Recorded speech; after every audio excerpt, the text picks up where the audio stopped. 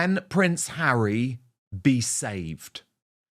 There are growing concerns from those close to both the royal family, from former friends of the Duke, and from even now figures in his world in Montecito, that Harry is being bullied into the point of oblivion, where all of the qualities that had previously made him a popular member of the British royal family are now actually turning to the point where it is making him an unbearable public presence. So is there anything Prince Harry can now do to save his reputation? And does he have it in him to leave Meghan Markle, who is, let's be honest, responsible for at least a significant part of his current misery? We're taking a big picture look at Prince Harry today with the woman who knows him best. Angela Levin is the biographer of Prince Harry, our royal mastermind. She, of course, spent all of that time with him during the transition period in his life just before and up until he met the Duchess of Delusion. Now, Angela Levin, what has been so difficult to watch this year for people who did used to love Prince Harry? I wasn't one of those people, I'm going to be honest. I've always thought he's had a lot of flaws and that he's quite a tricky customer, to put it mildly. But I know there are a lot of people who did love Harry. And what they've seen this year is a true physical decline, Angela. A physical decline where you can see the misery, the unhappiness, the weight on his shoulders, the fact that he is so desperate to return to the United Kingdom, but he can't admit it. The fact that he is struggling with his aging. And Angela, someone who spent all of that time with him, do you think that this is salvageable, or is it too late? Well, I never like to say that anything is too late to regard how you are, but I think it's in a very bad place. And I think he has to make changes and move and be very strong and brave. And then he can do things that will be very hard for him at first, and then will help him turn into a behaving man. So do you think Meghan Markle has bullied this guy to a point where he has lost his sense of who he is? Well, that's my opinion. I have to be careful what I say here, but yes, I think she's crushed him to nothing. And I feel that he was foolish. I think she did it the first time they met when she had Diana's favorite perfume all over her, and he thought that there was something coming from above, and gosh, how lucky he is. He felt that she could get in touch with his mother up there, and he felt that his mother would make sure that they were the best of friends. And Meghan has helped that all the time. And I think she keeps on going back to Diana to keep him feeling sad and unhappy. Whereas if you sort of try and move to the future, I think it's very different, like we see with William. I mean, Catherine has helped him know how to be a father because they had such a bad childhood, and how to be a husband. Whereas I don't think there's anything like that with Meghan. I mean, it's not helping him move on, it's helping him go backwards. Angela, is there a degree of manipulation from her? Yes, you have to do what she wants. You just have to. You can see that when anyone disagrees with her, they're out because she does think she's above everybody else. I think all this. She thinks she's an amazing woman that everyone should feel is beyond someone you'd ever known, and but she's not. But when Earth is down, she's down to earth, few times that she is, she messes everything up. If you look, what has she done? She hasn't done anything really. It's a failure all through. But she's made it into a huge thing that's absolutely amazing. Whereas what has Harry done? He's done nothing, and he's just moaning and unhappy about it. He wants to come back to England. He wants to give lectures. He wants to become a comedian. You know, none of these things are likely to happen because it's not him. But Meghan's is actually part of what she does. That's what she likes. She's always been like this. So nothing's going to change.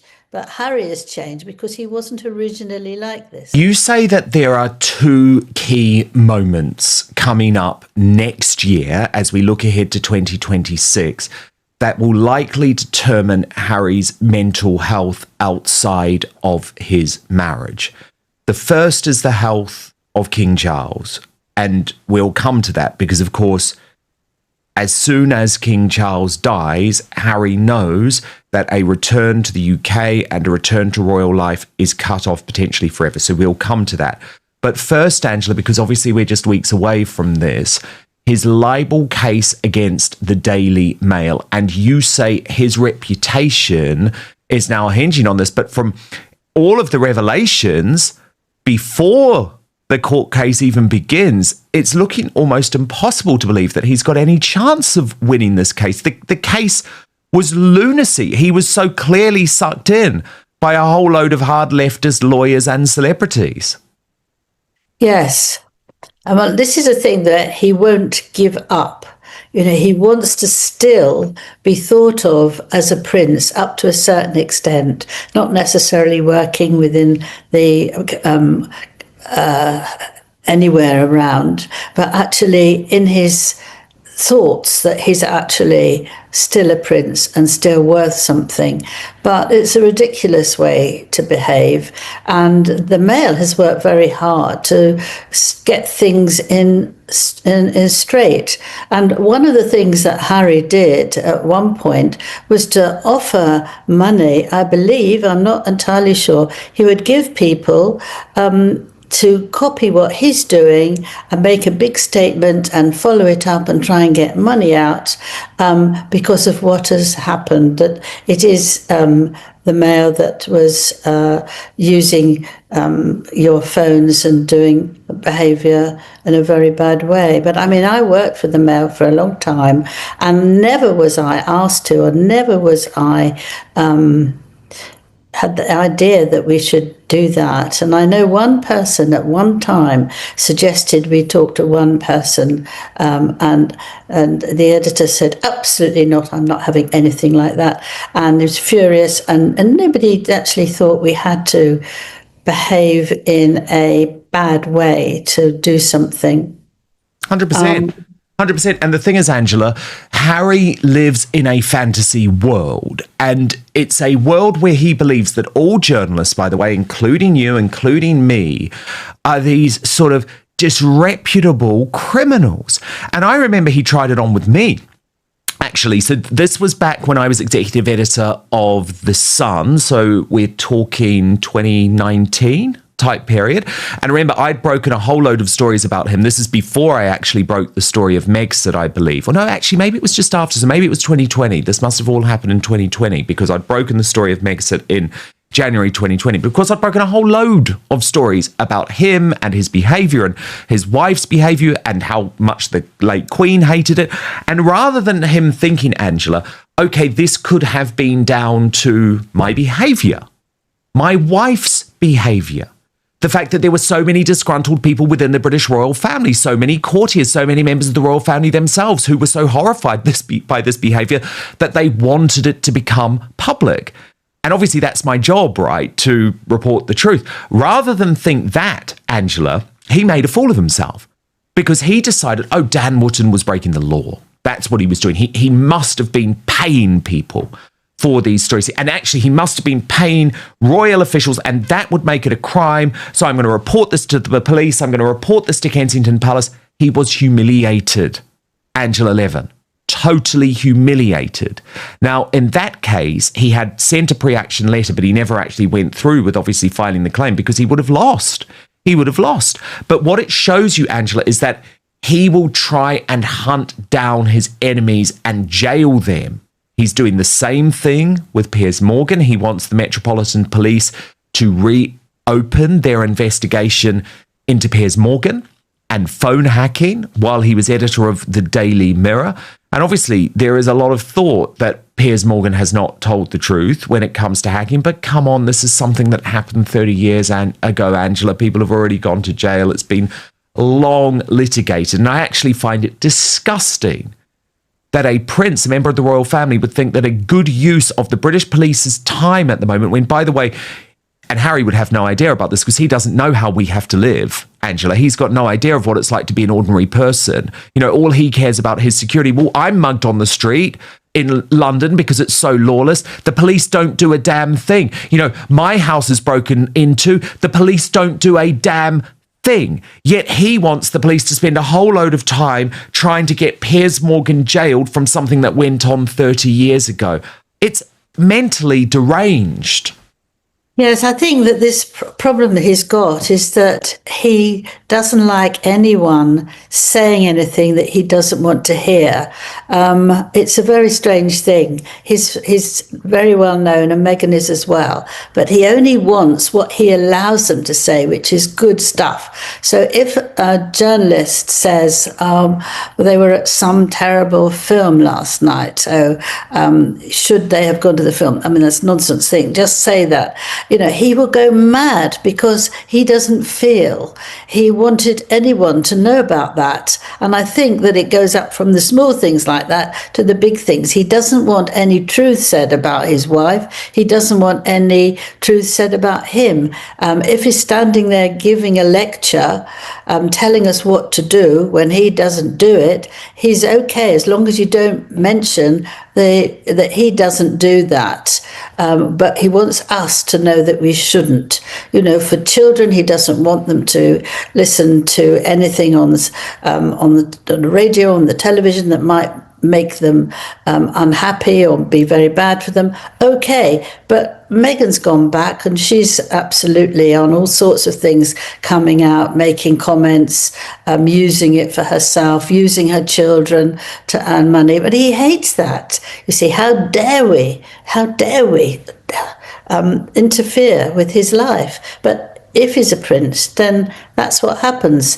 I think that it's very hard for people who are very well known to accept all that, but it's what you get. If you are, then you're very rude, aren't you? But if you are someone who can manage the press, then you're okay. But you have to see that we are difficult because we notice things and we get them written or write them, and people don't like it, but that's what we're there for, is news, important.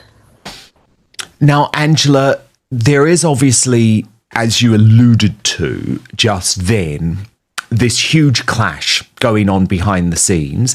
And again, it's not something that the regime media report on, but Prince Harry and Meghan Markle are effectively at war in regards to social media and in regards to showing Archie and Lily, who, remember, remain in the line of succession, the British line of succession to the royal family, on social media.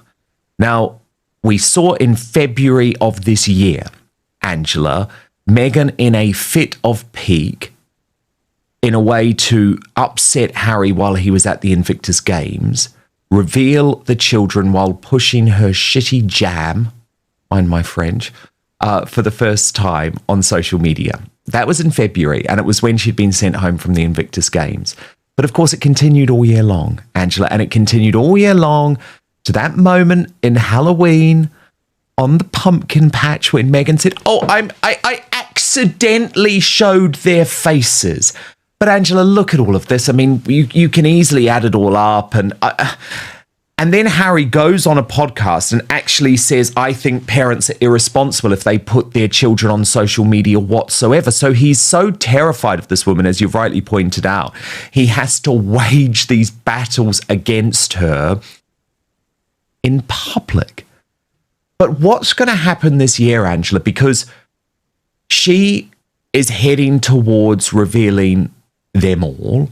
It's obviously ludicrous, by the way, that two children who are in the line of succession, who remain a prince and princess of the United Kingdom, which is nuts on a whole load of levels, by the way. It's nuts because we don't actually know if she gave birth to these children. It's nuts because we don't even know for sure the mother and father of these children. It's nuts because these children have never set foot in the United Kingdom at a time where they would actually remember it. They haven't spent any time that they would remember with the king, and yet they remain in our line of succession. So that's nuts as well. But is she going to win this battle this year, or is Harry digging his heels in so significantly on this? A haunting question opens the show. Can Prince Harry be saved? The tone is grim, almost funereal. Those close to him claim he's a shell of who he once was, once loved, now loathed. The segment paints a picture of a man emotionally dismantled, and the blame is already being directed toward one woman, Meghan Markle. Once the cheeky prince of the people, Harry is now described as unbearable. The host suggests his decline is both public and personal and poses the most taboo question of all: should Harry leave Meghan? That's not royal analysis, that's a declaration of war. Angela Levin, Harry's biographer, steps in, calm, cutting, and clinical. She doesn't mince words. The physical decline, the mental weight, the exile. Harry is painted as a man who knows he's made a terrible choice but is too proud or too trapped to admit it. Then comes the nuclear line: she's crushed him to nothing. Levin implies Meghan manipulated Harry from day one, from wearing Princess Diana's perfume to invoking his late mother's spirit. For many, that's not romance, it's psychological warfare. Levin doubles down. Meghan is described as controlling, unrelenting, a woman who removes anyone who defies her. Harry, once known for his independence, is now portrayed as obedient. The commentator calls her career a string of failures masked by delusion, a takedown as savage as it is personal. Attention turns to Harry's obsession with lawsuits, particularly against the British press. Levin brands his case against the Daily Mail as lunacy, calling him a pawn for leftist lawyers. The subtext: Harry's lost touch with reality, more activist than aristocrat. The host reveals his own run-in with Harry, painting him as paranoid and vengeful, hunting down journalists and seeing enemies everywhere.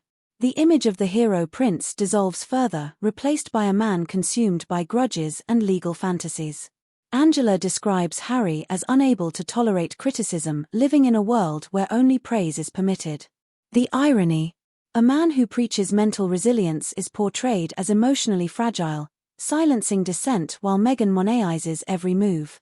Then the most shocking accusations: Meghan accused of using her children for attention, while Harry publicly condemns social media exposure. I think it's difficult to say whether she's going to win, but I think a lot of it will depend on if the king stays alive. I think it's going to be very difficult for them to get them to England if William takes over, because he's not going to have anything of it, and they don't know anything about the royal family and what their lives could be like. And so I don't think he's going to let them in at all. But I think even if Harry wins this protection, that how is he going to have children around when if they go out for outings? How are you going to cover their faces so people don't see? I mean, are they going to be not seen at all? In which case, he doesn't need protection. I mean, it's a ridiculous thing. Meghan's saying she doesn't want to come to the United States, to UK, but she will want to, because she wants to sort of dance around thinking how clever they are. But I think that if she doesn't listen to him and she does one great thing: I am showing you my children, I'm going to introduce you to my wonderful children, I think Harry will be cross, but he'll take it because she's done this all the way through that he doesn't want. And it's ridiculous now if he stops it, because they'll be going to proper schools, and they're going to just stay at home, so they won't have any friends. You have to think, I mean, a child of 2 and 3 can be at home and just have a little friend, and that's it. But you have to go to school, you have to be seen. Does she want them in a corner or a mask? I mean, it doesn't make any sense. So I think it's a mess, but I think he will give in for her, because he always does.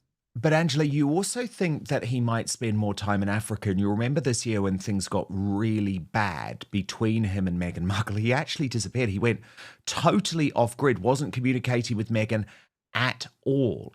And I believe at some point he actually told you that he would really like to live in Africa.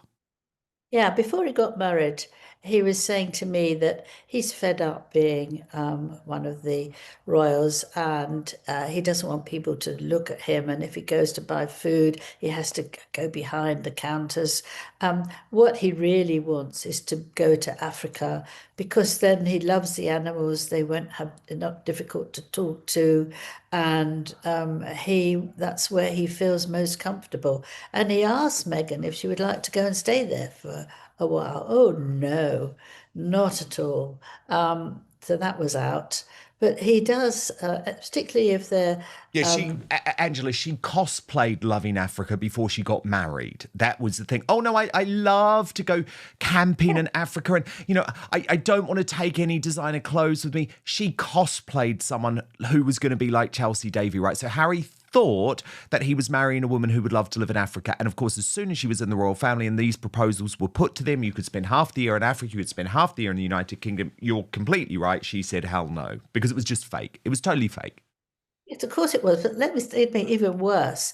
I mean, they met on one day, and 2 days later, I believe, they went off to Africa to look at the stars.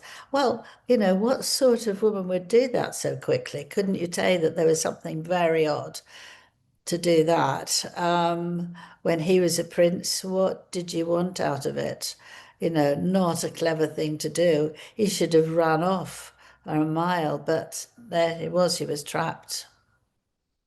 And Angela, you do have concerns that if things continue to go so badly wrong, Harry, who obviously has admitted a lot of illegal drug use and definitely has an addictive personality. And I think for me, probably the most shocking moment of the year was when we saw Harry just wandering around a street in the United Kingdom, wired, knocking on a random person's house with a phone in his hand, no security whatsoever. God knows what he was looking for. But Angela, you have serious concerns that he could turn back to drowning his sorrows, to self-medicating, as people put it, Angela. Well, I don't know what else he can do. Where can he run to? He won't want to run to London, to the royal family, because he knows that they were right and he was wrong to choose her. She can't run to William. He apparently doesn't have many friends in America or even in the UK anymore. I don't know how he would manage it, because it would be that's something that is really, really wrong, and it was his fault, and he should have known about it, and he didn't. And I don't know how anybody can take that in an easy, calm way, that he's likely to take something to help him cope. And he will need attention, I think. I don't think he's going to go, yippee, hooray, I've done it now and I'm free. I don't think it's going to be like that, is it? It's going to be crying and unhappiness and feeling of terrible failure. And will he get the children? Will he get the children? Well, that, of course, Angela, is where she's got him. Because regardless of what happens in their marriage, he ain't taking those children away from California. And that's why he's going to work so hard to make this failing marriage, this unhappy marriage. Angela, I'm going to go as far to say this toxic, bullying marriage, he's going to keep trying to make it work because, you know, it's the children. It's the fact that he tried to prove to all of us that we were wrong and he was right. And actually he can't bear the fact that his brother was right and he was wrong. And so she's got him. She's got him over a goddamn barrel. You see, I think what they're doing now, they're much more separated, aren't they? Oh, So yeah. if they have a lot Separate of lives, separate professional they lives, go separate personal separately, lives. and so they're not really screaming and shouting. But actually, he's not going to see the children very much anyway. So I don't think they're going to sit down and work out a plan where, you know, each one has the child for a week or a weekend or something like that. It's going to be mainly Meghan with her staff, and he will still want to see them and will be allowed to at various occasions. I mean, that's, I think, is the only way it can be done. But what a terrible position to be in.